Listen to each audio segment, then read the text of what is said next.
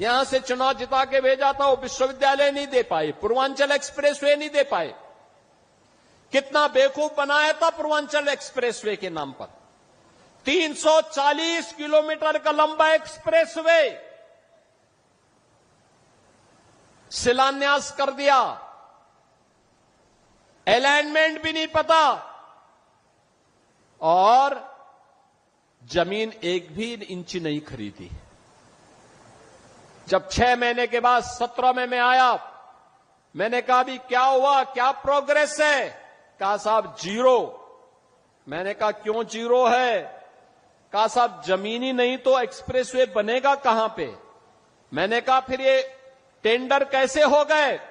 Tender कर दिए गए थे 15,200 करोड़ के। एक्सप्रेसवे की चौड़ाई थी मात्र 110 मीटर। मैंने तब उस समय के जो नए सीओ बनाए गए थे यूपीडा के, सिवनीश अवस्थी जी से कहा, मैंने कहा अवस्थी जी एक काम करिए, यह 110 नहीं अब 120 मीटर चौड़ा होना चाहिए। बाई चांस हमें इस एक्सप्रेसवे के साथ जब हम high speed, semi high speed train का संचालन भी करेंगे तो उसके लिए हमें जमीन चाहिए होगी। तो एक साथ हम उसके साथ एक्सप्रेसवे के साथ उसको भी दौड़ा सकें। जमीन खरीदिए, इसको पुराने टेंडर को कैंसिल करिए और फिर इस कार्य को आगे बढ़ाइए। आप सोचिए, वे 110 मीटर चौड़ा 2016 में 15,200 करोड़ रुपए में बना रहे थे। एक भी जमीन नहीं खरीदे, काम प्रारंभ ही नहीं वो कर पाए, टेंडर आवंटित कर दिए। हम लोग आए, हमने कैंसिल किया, जमीन खरीदना प्रारंभ किया, और जमीन खरीदने के बाद जब हम लोगों ने टेंडर किए तो बहनों और भाइयों, वही एक्सप्रेसवे 11,800 करोड़ रुपए में बना करके हमने समर्पित कर दिया आपको। ये 3,000 4,000 करोड़ रुपए की जो डकैती डाल रही थे, कौन डाल रहे थे? ये वही लोग हैं जो आज आपको गुमराह करने के लिए फिर से ईमानदारी का चेहरा दिखाने के लिए आपके पास आएंगे। तब तो इन्होंने पूर्वांचल एक्सप्रेसवे नहीं बनाया, महाराज सोहेलदेव के नाम पे विश्वविद्यालय नहीं बनाया, वे विकास नहीं करते थे, वे तो मुंबई की डी कंपनी को पालते थे, डी कंपनी को, दाऊद गिरोह को पालते थे, पार्टनरशिप करते थे, उनके साथ मिलकर के बंदर बांट करते थे, सुरक्षा में सेंध लगाते थे।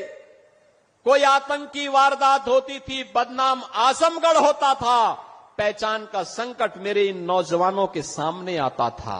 ऐसा है, डी कंपनी को एक्सप्लेन कर दो तो हम बताएं डी कंपनी कौन सी है? Development company? भाई अब डी कंपनी किसको बोल रहे हैं?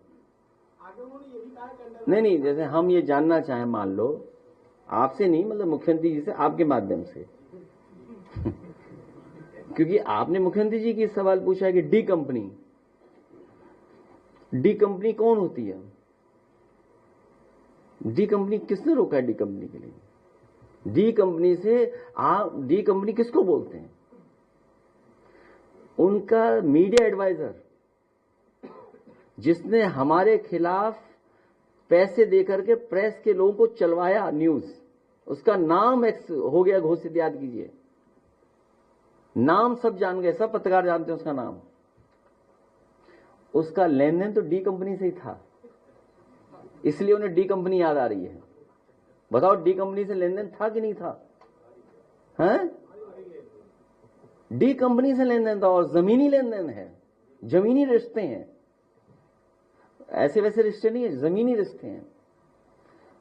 और जिससे रिश्ते थे वो कहां है? कंपनी वाला किस देश में है? तो ये जिस हाईवे से, मतलब क्या बोले उसके लिए, अनपार्लियामेंट्री लैंग्वेज नहीं बोलनी चाहिए, शब्द तो आया था लेकिन मैं बोल नहीं सकता, जिससे लिंक हुआ है, वो हाईवे किसका बनाया हुआ है? वो नेताजी की वजह से बना था। मैं आज आपको बता दूं, पूर्वांचल एक्सप्रेस वे किसी ने नहीं मांगा, किसी भी नेता ने नहीं मांगा, किसी भी पॉलिटिकल व्यक्ति ने नहीं मांगा, किसी भी प्रेस के साथी ने नहीं मांगा।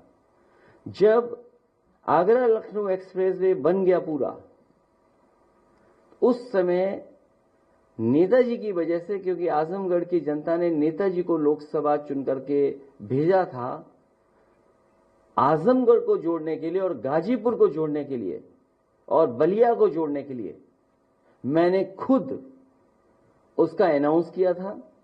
विधानसभा के सामने सभी कैबिनेट मंत्रियों ने, हमने सबने मिलकर के शिलान्यास किया था। लैंड एक्विजिशन की थी। लैंड एक्विजिशन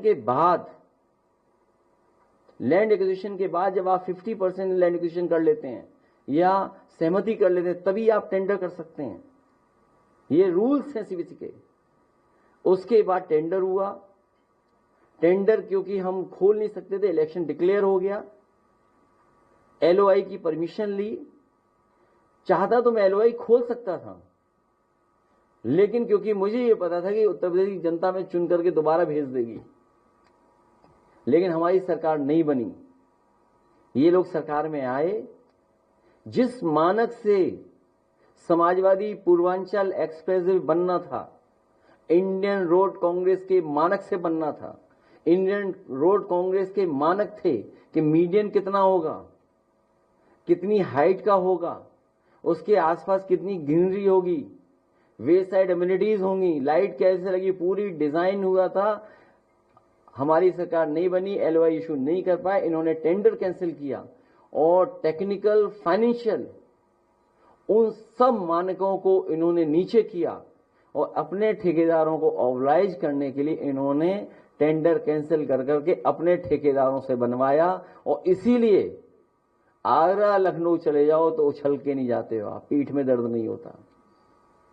अगर आप पूर्वा